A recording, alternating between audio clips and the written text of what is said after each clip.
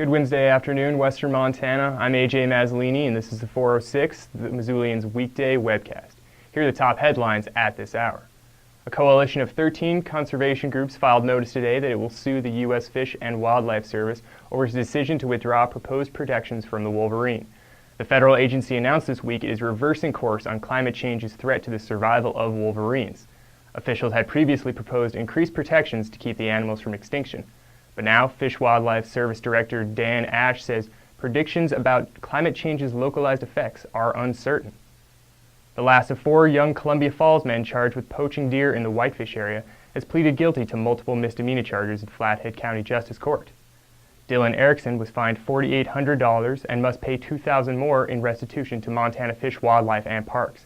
He also lost his hunting, fishing, and trapping privileges for 5 years and was sentenced to 6 months in jail, but the jail sentence was suspended.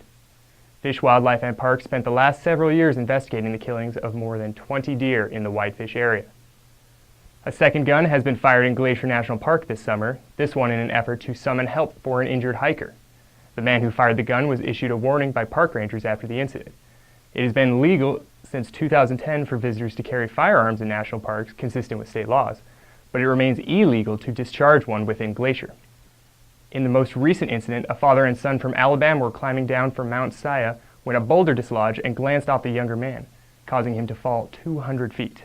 In an attempt to summon aid, the dad waved his arms while yelling and then fired his gun. Attorneys say settlement talks have failed between the Ursuline sisters and hundreds of people who claim they were sexually abused by priests and nuns. The parties were unable to resolve the case through informal discussions ordered by Judge Jeffrey Sherlock in June. Attorneys say the two sides remain fairly far apart, and the sisters face a series of claims filed by Native Americans who attended an Ursuline-run school in St. Ignatius. Montana State University Northern officials say head football coach Mark Sampson has been placed on leave for an undisclosed personal matter.